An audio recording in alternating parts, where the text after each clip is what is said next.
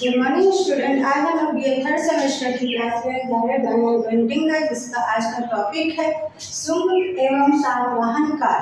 शुंग एवं सातवाहन काल जो मौर्य सम्राट के बाद हमारा आरंभ हुआ था। ये 185 इसका जो कार्यक्रम है 185 ईसा पूर्व का समय है। यह मौर्य काल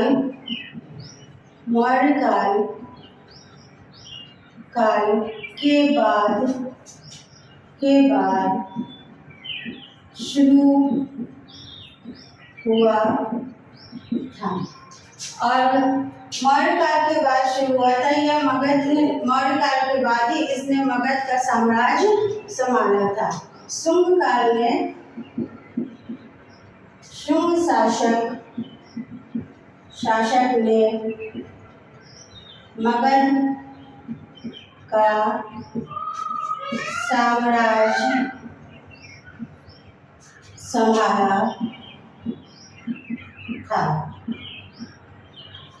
संभाला था और इस काल में मौर्य काल में जो था वो धार्मिक से संबंधित चित्र बनाए गए थे।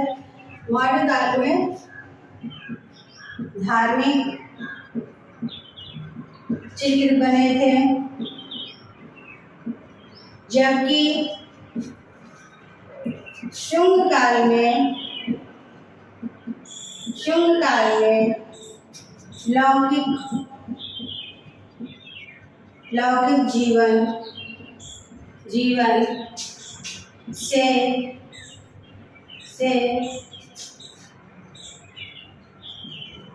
लौकिक जीवन से संबंधित चित्र बने थे। लौकिक जीवन का मतलब है कि जो जनजीवन से संबंधित हमारा काल था। ये चित्र जो बने थे जनजीवन से जुड़ा हुआ था।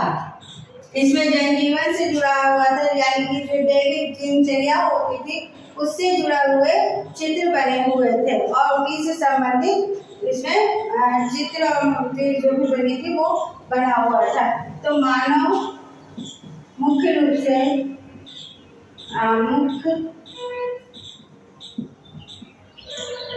से मानव, पशु, पक्षी, फूल, पत्ती आदि के चित्र बने हुए थे। और इस काल में जो बने थे जो परंपरा से जो संबंधित थी, जो हमारी परंपरा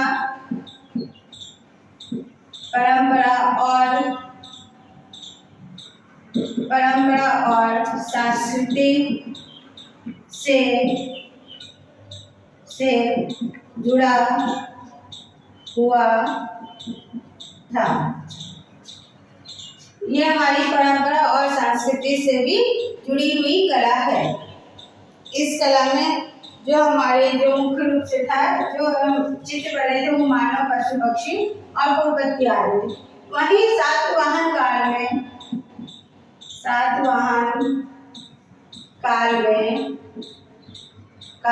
जो कि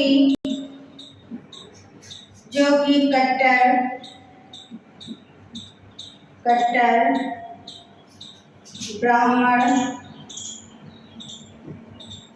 ब्राह्मण थे। वे देवी देवता के चित्र बनाते थे। मतलब देवी देवता के चित्र हैं जैसे कि शिव, विष्णु, ब्रह्मा, माँ लक्ष्मी,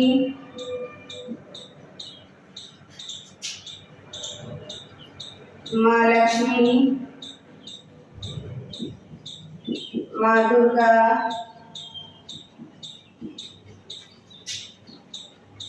आदि के चित्र बनाते थे।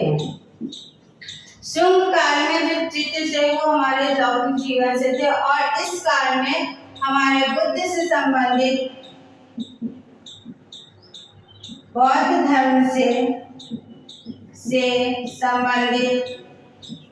संबंधित चित्र भी बने हुए थे। इसमें आपके जो चित्र बने थे जैसे कि बिहार का बौद्ध गया, सारनाथ, सांची का स्तूप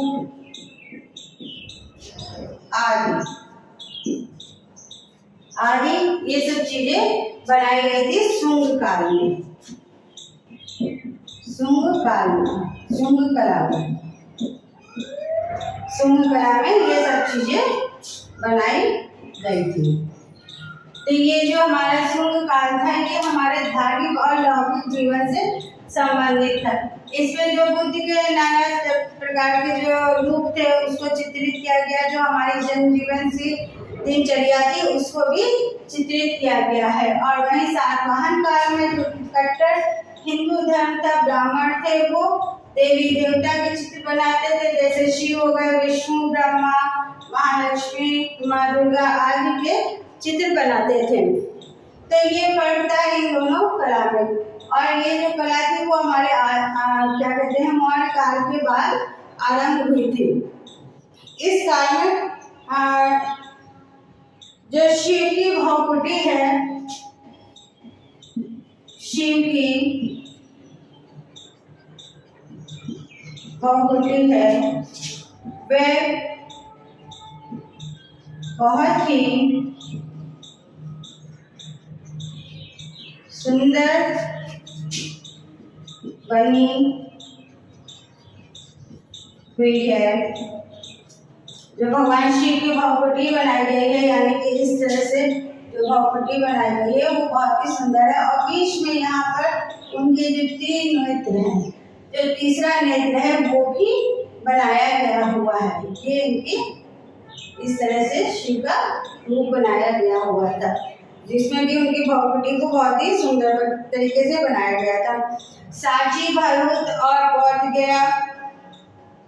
वहीं उड़ीसा में भी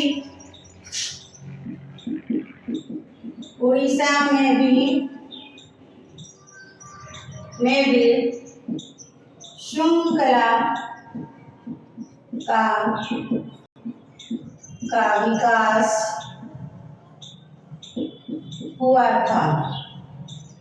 वहां पर भी इसकी विकास हुआ था। और देवी देवताओं के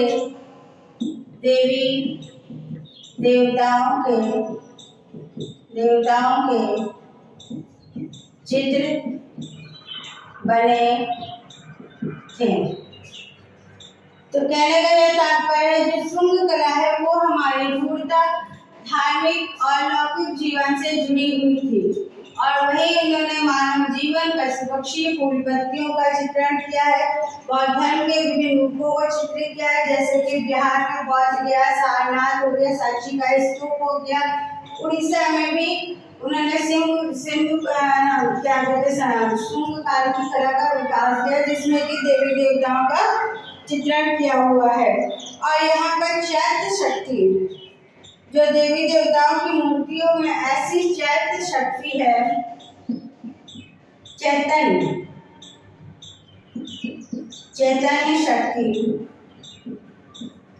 शक्ति का चित्रण किया है। चेतन शक्ति का अर्थ है कि मतलब जो मूर्ति बनाई गई है, जो चित्र बनाए गए, वो ऐसे लगते हैं जैसे कि वो साक्षात हमारे सामने बैठे हुए हैं, जैसे कि हम मानव आकृतियों में या मानव में बैठे हुए दिखाई देते हैं। तो वो इस तरह की मूर्तियां उन्होंने बनाई है, जो कि बिल्कुल उसके अंदर एक जीवन है, एक जीव भरा, मतलब जीव है, इस तरह के उनमें बनाया गया है। वहीं मूर्तियों का पूजा का भी प्रचलन था। मूर्ति पूजा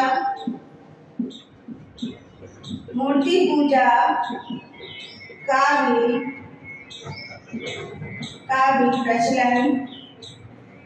प्रचलन था।